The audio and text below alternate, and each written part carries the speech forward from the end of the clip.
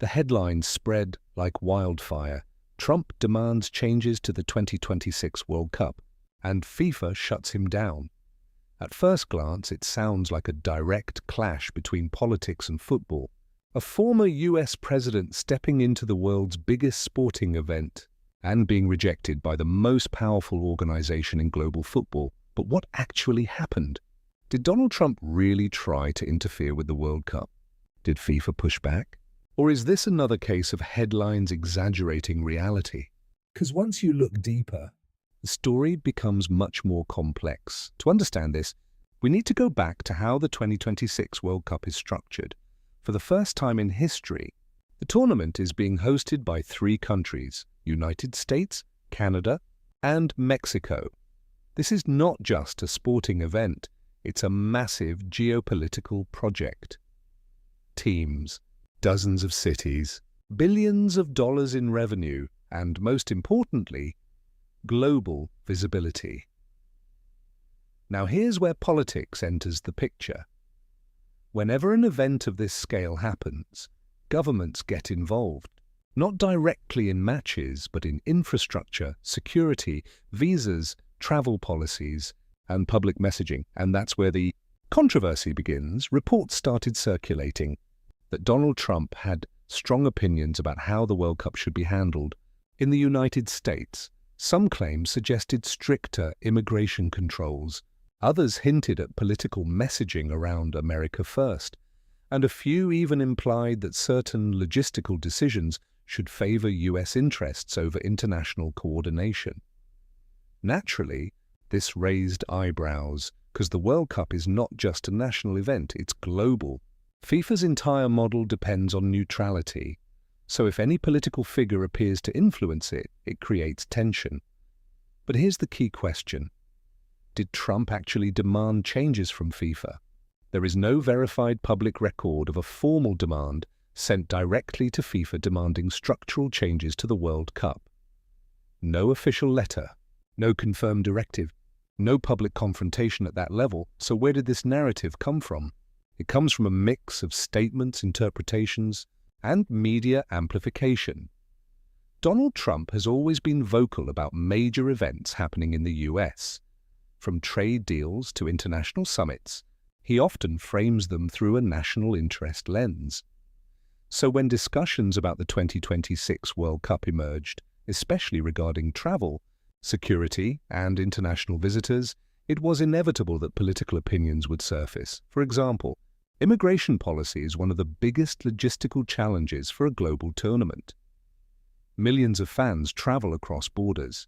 Teams, media, officials all need smooth entry. If strict visa policies are enforced, it could affect attendance and global participation. So when political figures talk about tightening borders or prioritizing national security, it indirectly affects how such events are perceived. But FIFA has a very clear stance on this. They require host nations to guarantee open access for all participating countries, teams and accredited individuals, no discrimination, no political interference, no selective restrictions. This is written into hosting agreements. So if any government, even a powerful one like the United States, tries to impose policies that conflict with these guarantees, FIFA has the authority to push back. And this is likely where the idea of FIFA shutting him down comes from. Not a direct confrontation, but a structural limitation. FIFA doesn't respond to individuals.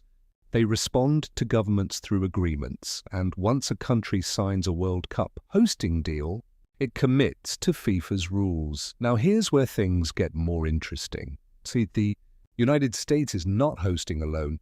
Canada and Mexico are equal partners, so any major change cannot be decided unilaterally. This creates a balance of power. Even if one country leans in a certain political direction, the others act as counterweights. That's one reason why FIFA approved a joint bid in the first place. It reduces risk. Now think about it. If a single country hosted the entire World Cup, political influence would be stronger, but with three countries involved, control is distributed.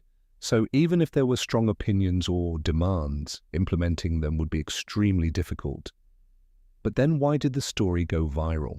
Because it fits a powerful narrative: politics versus sports, power versus authority, Trump versus FIFA. It's dramatic, it's clickable, it spreads fast, but reality is rarely that simple. Let's break down what actually matters. There are three real areas where tension could exist. First, immigration and visas. Second, security policies. Third, commercial and branding decisions. In all three areas, governments have influence, but FIFA sets the framework. So what happens is not a clash, but a negotiation. For example, if stricter visa rules are proposed, FIFA may push for exceptions for fans and teams. If security measures increase, FIFA ensures they don't disrupt the tournament experience. If branding becomes political, FIFA protects its sponsors and global image. So, instead of a shutdown, it's more like a balancing act. Now here's the twist. The real story is not about Trump or FIFA. It's about how global events operate in today's world. Large international events are no longer purely sporting. They are political, economic, and cultural platforms. Every decision is influenced by multiple stakeholders. Governments want control. Organizations want neutrality. Businesses want profit. Fans want experience. And these interests don't always align, so tension is inevitable. But it doesn't mean conflict. It means negotiation. And that negotiation often gets misrepresented as drama, because drama sells. Let's look at history. FIFA has dealt with political pressure before, from hosting controversies to government interference. They've built systems to maintain control. That's why hosting agreements are so strict. Countries must agree to allow all qualified teams to enter, ensure safety without discrimination, protect commercial rights, avoid political messaging inside stadiums. If these conditions are violated, FIFA can take action, including moving matches or even reconsidering hosting rights. But such actions are extreme and rare because they involve massive financial and logistical consequences. So the idea that FIFA would casually shut down a major political figure is unrealistic. Instead, they rely on agreements and diplomacy. Now let's address another angle. Why do people believe these stories so easily?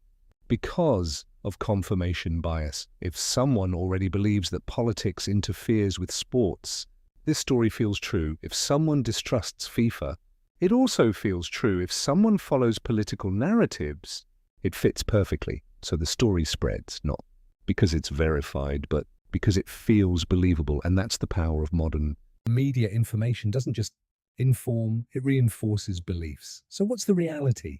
There is no confirmed evidence that Donald Trump made direct demands to FIFA that were officially rejected. There is no major policy shift announced because of such demands. And there is no indication that the 2026 World Cup structure has changed due to political pressure from him. What does exist is a broader discussion about how politics and global events intersect. And that discussion is real. But it's not a headline. It's a process. So the next time you see a story like this, ask yourself, is this a documented event? Or an amplified narrative? Because in today's world, the line between the two is becoming thinner, and the real challenge is not just understanding events, it's understanding how they are presented to you.